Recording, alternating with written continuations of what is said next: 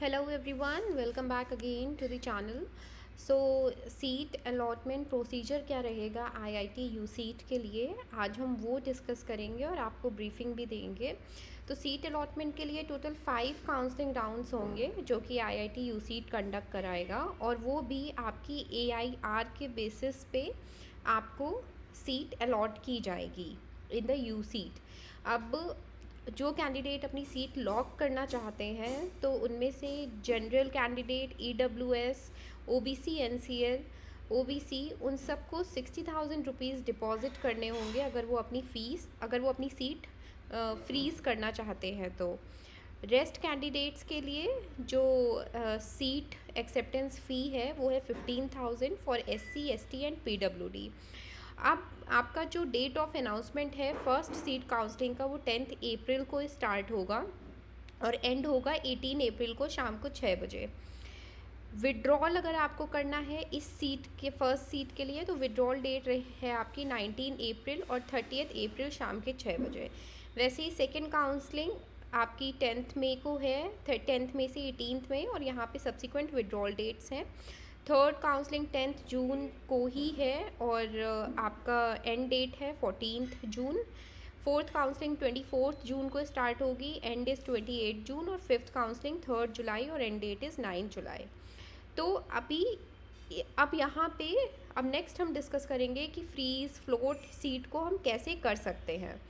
तो ये जो प्रोटोकॉल यूसीड ने बोला है कि if the selected candidates do not remit the seat acceptance fee before the deadline और decline the admission, their application will stand cancelled. अगर आप अपनी सीट फ्रीज़ नहीं करते हो और एडमिशन डिक्लाइन कर देते हो तो आपका जो एप्लीकेशन प्रोसेस है वो कैंसिल हो जाएगा, फर्दर काउंसलिंग प्रोसेस में आप नहीं जा सकते।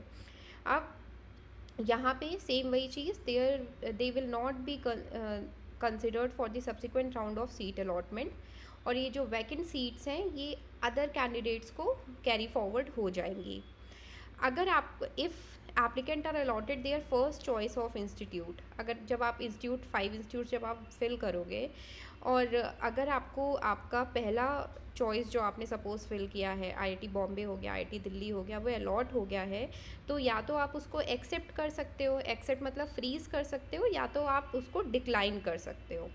अगर आपने डिक्लाइन किया तो दे will not be considered for the subsequent rounds. अगर आपने डिक्लाइन किया तो आप फर्दर काउंसलिंग राउंड्स में नहीं बैठ सकते, जो सेकेंड, थर्ड, फोर्थ, फिफ्थ है उसमें आप नहीं बैठ सकते, और जो सीट एलोकेशन है आपका ये कैंसिल हो जाएगा। अब यहाँ पे दो ऑप्शन है, या तो फ्रीज़ करना है या तो डिक्लाइन करना है, बट एक और ऑप्शन है आपका फ्लोट ऑप्शन क्या है वो अब हम डिस्कस करेंगे। कि आपको सपोज़ कुछ एप्लीकेंट्स है जिसको सेकेंड, थर्ड, फोर्थ और fifth choice of institute allot हुआ है, और वो चाहते हैं कि उनका ये जो सेकेंड, थर्ड, फोर्थ और फिफ्थ इंस्टीट्यूट है ये अगर अपग्रेड होना है तो वो अपग्रेड होने के लिए क्या कर सकते हैं, in that case they can opt to either accept the choice और accept with the option to be considered for upward movement. ये दो ऑप्शन रहेंगे, एक एक्सेप्ट और एक accept with the option to be considered for upward movement, जो कि float है। तो आप ये ऑप्शन ऑप्ट कर सकते हो अगर आपको अपना रिस्पेक्टिव सेंटर को अपग्रेड करना है। तो if the candidate choose the freeze option, it means they have accepted the offer and do not wish to participate in further rounds of counseling. Such candidate will not be considered in subsequent round of seat allocation. अगर आपने freeze कर दिया तो आप further counselling में भी नहीं बैठ सकते और आपका सीट अपग्रेडेशन भी नहीं हो सकता है। अगर आप फ्लोट ऑप्शन चूज़ करते हो, मतलब आपने ऑफ़र एक्सेप्ट कर लिया है और आपने ये भी एक्सेप्ट कर लिया है कि institute of their higher preferences is offered, they will accept it. अगर आपको आपका हायर प्रेफरेंस मिला तो आप उसको एक्सेप्ट कर लोगे, else they will continue with the currently accepted institute. Otherwise जो इंस्टीट्यूट आपको मिला था उसी से आप कंटिन्यू रखोगे, ऐसा नहीं कि उस इंस्टीट्यूट की भी सीट चली जाएगी। तो ये फ्लोट वाले कैंडिडेट्स फर्दर काउंसलिंग सेशन में पार्टिसिपेट कर सकते हैं। For candidates who choose the float option, allocation of a seat in an institute of their higher preference in a subsequent round would automatically result in the forfeiture of the seat accepted by them in the earlier round. तो जो आपकी seat है वो automatically upgrade अगर होनी होगी तो वो हो जाएगी। अब In cases of accept float freeze, the candidates may pay the complete amount of the seat acceptance fee mentioned in the provisional seat allotment letter. अगर आप एक्सेप्ट करते हो, फ्लोट करते हो, फ्रीज करते हो, तो आपको पूरी अमाउंट पे करनी है. जनरल EWS, OBC NCL 60,000 पे करेगा, SC ST PWD 15,000 पे करेगा. अगर आप पेमेंट नहीं करते हो, पेमेंट फेल हो जाता है, तो आप फर्दर काउंसलिंग राउंड्स में नहीं बैठ सकते हो. Candidates offered seats have to remit the seat acceptance fee only once. ये फीस आपको सिर्फ एक बार ही पे करनी है. और those candidates allotted another seat need to pay the seat acceptance fee again.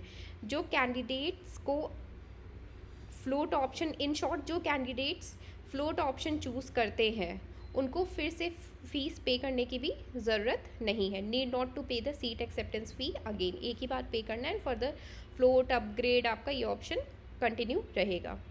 For candidates who accepted the offers seat, the seat acceptance fee will be adjusted against the institute fees of the admitting institute at the time of joining.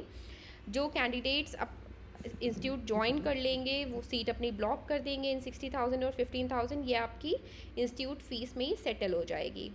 For candidates who decline the offer seat after remitting the seat acceptance fee, the refund of the seat acceptance fee will be govern by the policies by the admitting institute.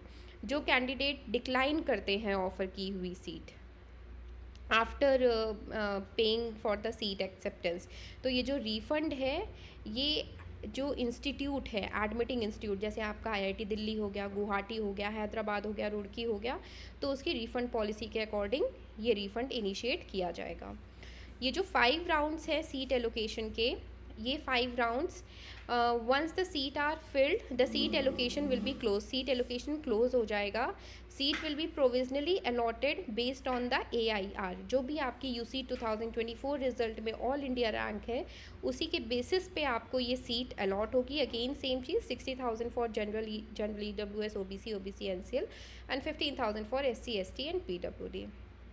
अब candidates are advised to pay the seat acceptance fee for a round well before the end time or date of the corresponding round. आप please fees पे करने में कोई भी last date या कुछ ऐसा वेट मत करिएगा सो दैट आपको प्रॉब्लम हो जाए या कुछ भी ऐसा. अब यहाँ पे जो candidate seat acceptance fee round 1 और 2 में विड्रॉ कर लेते हैं till the round 2 withdrawal end date for claiming the refund, withdrawals can be done only during the prescribed withdrawal schedule. जो भी विड्रॉल शेड्यूल हैं, जो डेट्स हैं ऊपर, उन्हीं में विड्रॉ किया जा सकता है.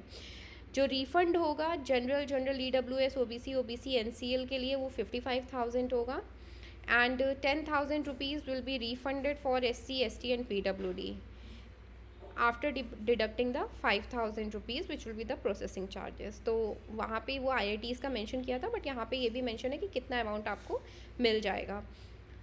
लास्ट पॉइंट है सीट अलॉटमेंट राउंड्स. जो 3rd, 4th और 5th है वो वैकेंट सीट्स अगर हुई तो वो कंडक्ट होगा if any vacant seats are there for filling the vacancies.